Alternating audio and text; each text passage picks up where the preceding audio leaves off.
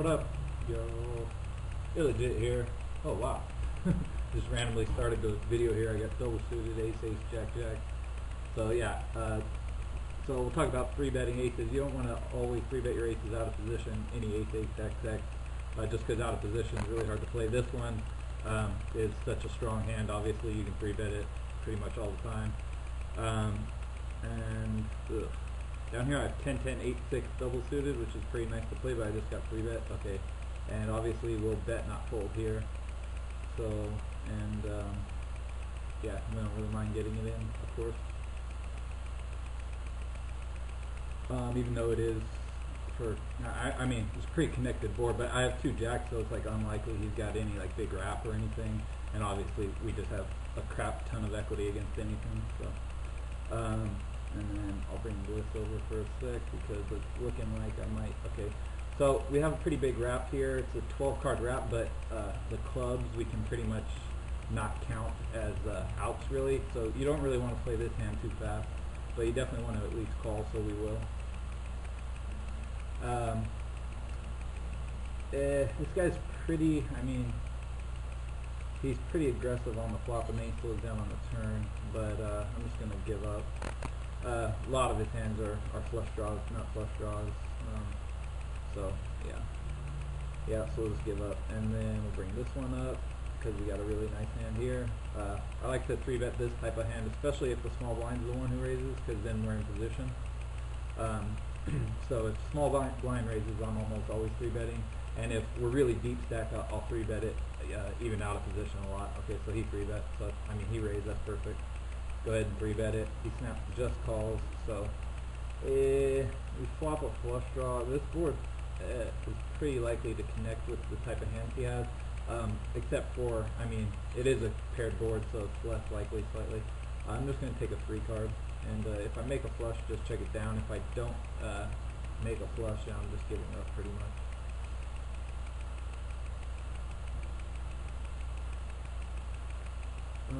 I guess we'll bring back the, well, I guess I got action on this. I'm four tabling right now, but it seems like I'm switching everything in here. Okay, so I flopped top two here, which is obviously a strong hand, but not as strong as in other things. But there's no flush draws out, so it's stronger than it would normally be. You can see this guy's running 56-3, super loose passive, and that's a pretty bad card.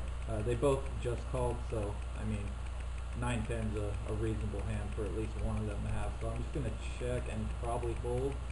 We'll see. See if this guy bets here. He's a pretty good player, so I expect him to bet here, even if he doesn't have 9-10 a lot. That way he can represent on lots of rivers that he does have 9-10.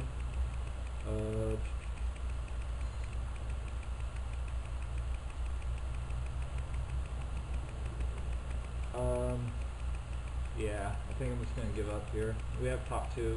It's good sometimes, but it's going to be hard to play. And it looks like I'm glad I did.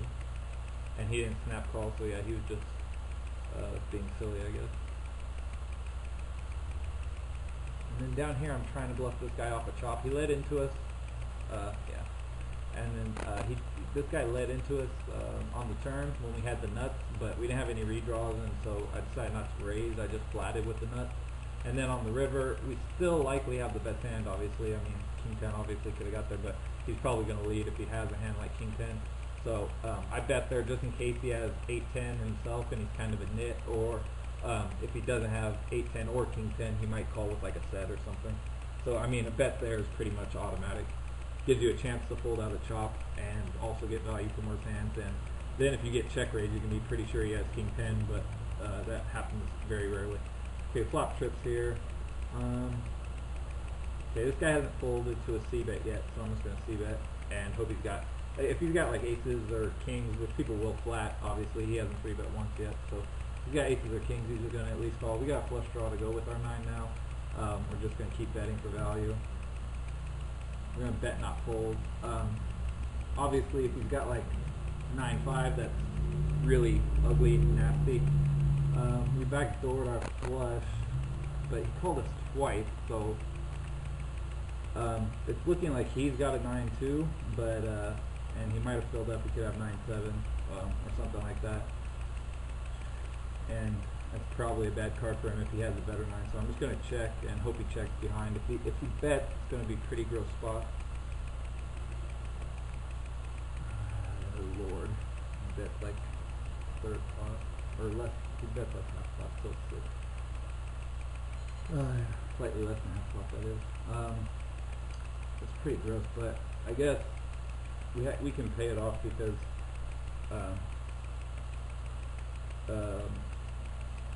yeah, if we're behind, it's just a cooler. But there's some chance that he's just that we have the best hand. Pretty unlikely, but he's betting small enough we can call. And obviously he called with queens twice, so sick. God.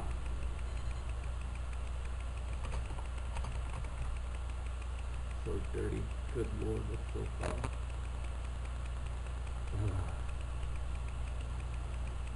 Okay, so we're just gonna make a note on him. Station fish. Call raise with queen X. Call c-bet on 992. Call 2-barrel on, yeah, so I mean, so we can call on the turn because like even if we call on the turn, he's not getting the right price against our hand. I mean, even if we call on the river, he's not getting correct implied odds against our hand to call on the turn because his only out is a queen or and we had 3 diamonds, so he really only had like 9 outs, and some of those would give us winning hands.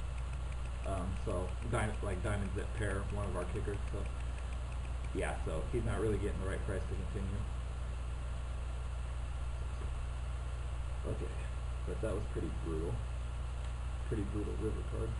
I thought he had it. I didn't know what it was that I thought he had. It looked like he had a 9 and then like he made 9-7 or something on the end. But no, he had something stupid. Okay. Call 2-barrel on 5. Pick the flush draw, bet 40 pot in position with backdoor flush. And that's really, I mean, that's really just gross. We both backdoor to flush on that card. Really dirty. Fold this out of position. Lord. We got kings here out of position. Obviously, kings are not all they're correct. Not all that you would think they are. Mostly would just flat these kind of kings out of position. Yeah, I'm just gonna call. Over a bad limper, if he had just limped, I might raise for value. That way when it comes king high, I can stack the fish. Here we're just giving up 4 ways or whatever.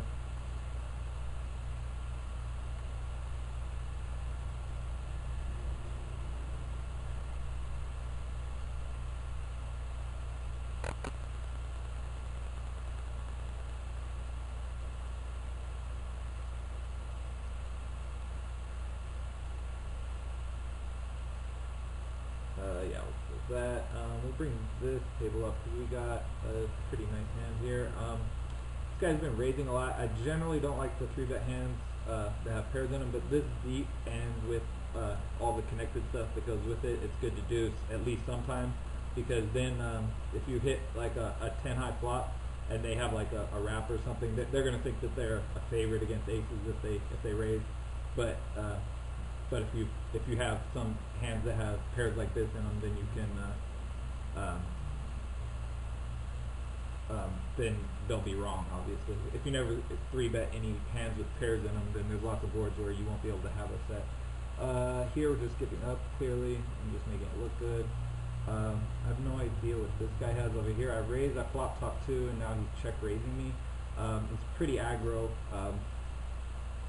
So I think I'll just call here and then get it in on most turns. It's a decent one to do it. Obviously ace queen got there. Now he's betting half pot, so I mean that's like a draw like almost always. And so we're just going to go ahead and shove here. He could have like a set of 6s or something, but nope, we got him dominated, no 6, and there we go. Sweet. And then over here, we'll go ahead and bet. We just made it straight, and never mind, it's over.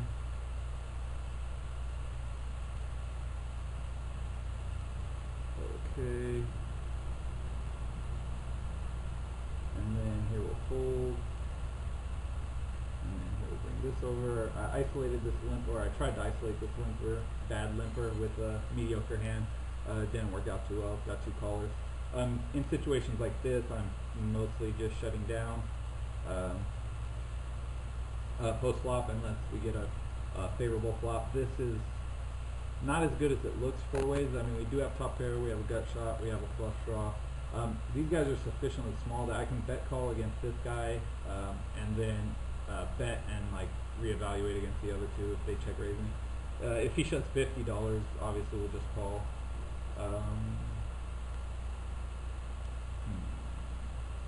Okay, or they'll just all fold.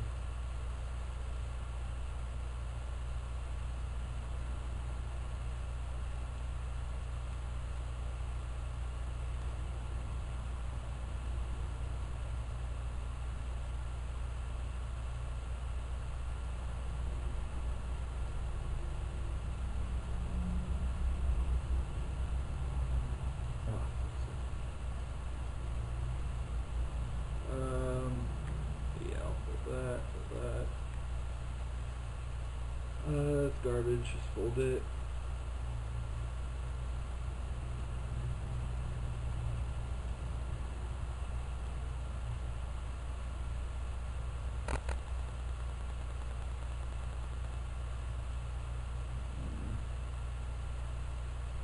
Alright, I guess we'll bring over the slightly higher stakes table so we can watch the more exciting play. Looks like I'm up like a lot at the table, but not really because I lost a couple buy-ins before I won all that, so I'm actually only up a couple hundred.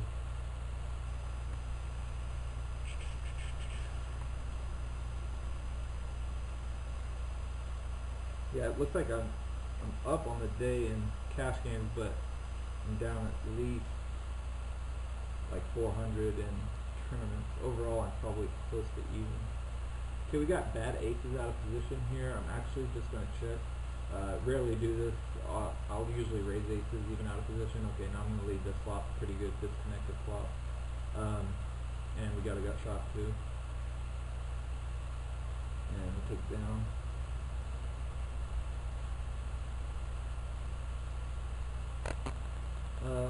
Here we just need trip fives up there. Everyone checks the 6-6 X flop. It's pretty unlikely either of these people would check a 6 unless it's like quad sixes, so I'm just going to go ahead and bet for protection here. If we get raised, then we can reevaluate our read, and we'll take it down because both those people in position almost always bet there. And then now here, flop bottom set, really connected board. Everyone checks though, and again, it's pretty unlikely they would check king queen here, so I'm going to bet. If we get check raised, then we can rethink whether someone checked king queen. We don't have to think against Are You Kidding? We can snap get it in against him. Yeah, now this is pretty scary because he check calls this board. He'll have a set of jacks here pretty often. So you could try to bluff him off it, represent king queen the whole way, but I'm not going to. And you know, sometimes set of tens will be good. But if he leads out, yeah, well, he led small enough that we can snap call, but yeah, set of jacks called it. Pretty gross. Okay, yeah, okay, perfect. Okay, down here we 3-bet this guy, and now he's leading full pot into us on this board. But he's very aggressive, and so we're just going to go ahead and raise, get it in against him. Some chance he's got top set here, so if he does, we're small dog, but we can live with it. Of course, also chance that he has something like 6 deuce or 6-3-4-5, where we're probably a favorite, or something like something else where we could be a favorite easily. Like this hand, we're about. I'm pretty sure we're a favorite. Maybe not a huge favorite, but we're definitely a favorite. And there we go. Take it down. That's a favorite. So that was pretty sweet. Definitely take that.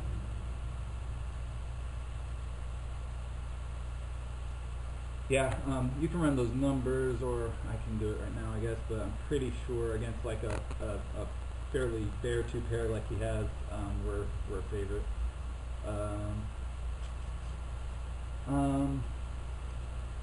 problem with this hand is this guy's going to overcall. If it's just head,